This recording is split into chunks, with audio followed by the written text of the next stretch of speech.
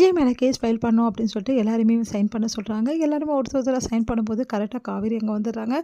நிறுத்துங்க அப்படின்றாங்க. அதிர்ச்சி அடைகிறாங்க எல்லாரும். ஏன் காவேரி நிறுத்த சொல்கிறாங்க அப்படின்னு சொல்லிட்டு, என்னம்மா உனக்கு என்ன வேணும் அப்படின்னோடனே, இங்கே பாருங்கள், விஜய் மேலே வந்து கேஸ் போடக்கூடாது. அதுக்கு என்ன சார் பண்ணணும் அப்படின்னாங்க. வேறு என்ன பண்ணணும், எனக்கு வந்து விஜய் மேலே எந்த தப்புமே இல்லைன்னு சாட்சி வேணுமா, அப்போ தான் நான் கேஸ் போடாமல் இருக்க முடியும். இவங்க சொன்ன கம்ப்ளைண்ட் இவ்வளோ நேரம் எடுக்காதே தப்புமா, இப்போ இன்னும் எடுக்காமல் இருந்தால் எப்படி அப்படின்னு சொல்லிட்டு போலீஸ் கேட்குறாரு. சரிங்க சார், நீங்கள் சொல்கிறதெல்லாம் கரெக்டு தான். அப்போது விஜய் இந்த தப்பை பண்ணலை அப்படின்னு சொல்லிட்டு உங்களுக்கு வந்து ஸ்ட்ராங்காக ஒரு சாட்சி இருந்ததுன்னா கம்பல்சரி விஜய் மேலே இந்த கேஸை ஃபைல் பண்ண மாட்டீங்க அப்படி தானே? ஆமாம்மா, கண்டிப்பாக ஃபைல் பண்ண மாட்டேன். சரிங்க சார், அந்த சாட்சி நான் எடுத்துகிட்டு வரேன் அப்படின்றாங்க. அதை கேட்டு போலீஸ் அதிர்ச்சி அடைகிறாங்க. என்னம்மா சொல்கிற, உங்ககிட்ட சாட்சி இருக்கு? ஆமாம் சார், ரொம்ப ஸ்ட்ராங்கான சாட்சி இருக்குது. அதுவும் இந்த கேஸை வந்து யாருக்காக வந்து நடத்துகிறீங்களோ அவங்களே இதுக்கு சாட்சி அப்படின்னோடனே, சார் அது வெண்ணிலாவை சொல்கிறா சார், வெண்ணிலாலாம் வரமாட்டாங்க சார், அதெல்லாம் எனக்கு நல்லா தெரியும் சார் அப்படின்றாரு பசுபதி.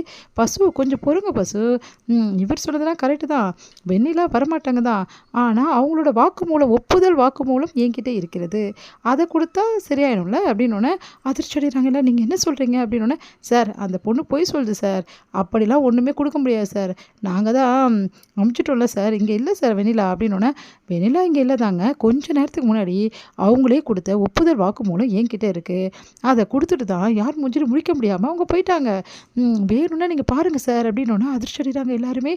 சரிம்மா அதை கொடுமா அப்படின்னோடனே, எடுத்துகிட்டு வந்து கொடுங்க சார் அப்படின்றவங்க அவங்க எடுத்தவர் வந்து எடுத்துகிட்டு வந்து கொடுக்குறாரு.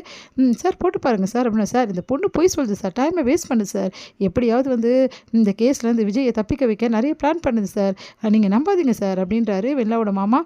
உணவு நீங்கள் அமைதியாக இருக்கீங்களா, உங்கள் பக்கத்தை விசாரிச்சேன்ல, அதே மாதிரி குற்றம் சாட்டப்பட்டாங்கன்னா அவங்க பக்கத்துலேயே நாங்கள் விசாரிக்கணும், அதனால் குற்றம் சாட்டப்பட்ட ஒரு ஒய்ஃபோ சொல்கிறாங்கல்ல, அப்போ அதையும் நாங்கள் வந்து கேட்கணும்ல அப்படின்னோடனே, சொல்லுங்கள் மேடம் அப்படின்றாங்க. சரிங்க சார் பாருங்கள் அதை அப்படின்றாங்க. பார்க்குறாரு. பார்த்தா வந்து வெண்ணிலா அதில் பேசியிருக்காங்க, இந்த மாதிரி இந்த ஆக்சிடெண்ட் வந்து நடந்ததே வந்து அந்த டிரைவரோட தப்பால் தான், அவரோட வந்து கவனக்குறைவால் தான் இது நடந்துச்சு அப்படின்னு சொல்லிட்டு நடந்த விஷயத்துக்கு எல்லாத்தையுமே வந்து வெண்ணிலா சொன்னது எல்லாமே அதில் இருக்குது. அதை கேட்டு வந்து அதிர்ச்சி அடைகிறாரு. என்னம்மா இது இப்படி நடந்திருக்கு? ஆமாம் சார், விஜய் மேலே எந்த தப்பும் சார் இல்லை சார், இவங்க எல்லாருமே விஜயை மாட்டி விடுறதுக்காக இந்த மாதிரி பண்ணியிருக்காங்க, அது இயற்கையாக நடந்த ஆக்சிடெண்ட்டு, ஆனால் அது விஜய் தான் பண்ணாருன்னு சொல்லிட்டு அவங்க சித்தப்பா அவரை பழி வாங்கணும்னு சொல்லிட்டு அவரை மாட்டி விட்டுருக்காரு.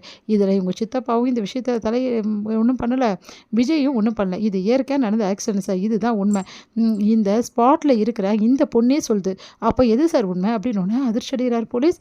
உடனே வந்து கூப்பிடுங்க அந்த அன்பரசை அப்படின்னோட அன்பரசு வராரு.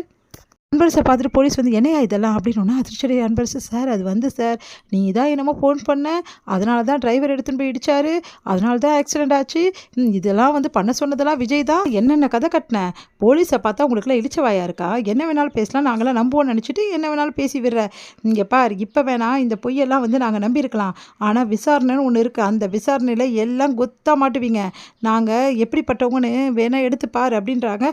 அதை கேட்டுட்டு அன்பரசு வந்து அப்படியே அதிர்ச்சி, என்னையா நினச்சிட்டு மனசில், நீ என்ன வேணாலும் பண்ணலாம், யார் மேலே வேணாலும் போய் கேஸ் கொடுக்கலாம், அதெல்லாம் நாங்கள் வந்து பார்க்காம கேஸை ஃபைல் பண்ணிவிடுவோம், அதுக்கப்புறம் மெனக்கட்டு நிறைய போலீஸ் அனுப்பிச்சு நாங்கள் விசாரணை பண்ணி அதுக்கப்புறம் உண்மையை கண்டுபிடிக்கணும், எங்களுக்குலாம் வேலை இல்லைன்னு நட்டியா, ஒன்றை மாதிரி 1000 கேஸ் இருக்குயா எங்களுக்கு, அந்த கேஸ்லாம் எப்படி பார்க்கறது, அப்போது மக்களுக்கு சீக்கிரமாக வந்து எல்லாமே தெரியணும், சட்டம் வந்து சீக்கிரமாக பண்ண மாட்டேங்கிறாங்க எதையுமே அப்படின்னு மக்கள் சொல்கிறாங்களே, உங்களை மாதிரி போய் கேஸ் கொடுக்குறாங்க தானே சட்டம் வந்து பிரச்சனையாக இருக்குது, இதனால தான் எங்களால் எந்த கேஸும் ஒழுங்காக முடிக்க முடியாமல் கஷ்டப்பட்டுருக்கோம், உங்களை மாதிரி போய் கேஸ் கொடுக்குறவங்க பாதி பேர் வந்துடுறீங்க, மீதி பேர் தான் உண்மையான கேஸ் கொடுக்குறீங்க, பொய் எது உண்மை எதுன்னு சொல்லிட்டு விசாரணை பண்ணி எவ்வளோ பேர் இதில் ஈடுபட்டு எவ்வளோ பேரோட டைம் வேஸ்ட் ஆகுது தெரியுமா, உங்களெல்லாம் சும்மாவே விடக்கூடாது, முதல்ல இந்த ஆளை உள்ள தூக்கி போடுங்க, நான் வந்து லாடம் கட்டுறேன் இந்த ஆளுக்கு அப்படின்னு ஒன்று அதிர்ச்சி அடைகிற அன்பரசு. சார் சார் என்னை விட்டுருங்க சார் அப்படின்ற வெண்ணிலாவோட மாமா வந்து நடுவு பார்க்குறா. யோ நீ நில்லையா, நீ எங்கே நடுவு பார்க்குற, உன்னையும் சேர்த்து லாடம் கட்டினாதான் நீயும் அடங்குவ அப்படின்னு, சார் சார் தயவு செய்து என்னை விட்டுருங்க சார் அவரும் கெஞ்சுறாரு. இதெல்லாம் பார்க்கும்போது பசுபதி செம்ம கடுப்பாக இருக்குது. கெத்தாக நிற்கிறாங்க நம்ம காவேரி.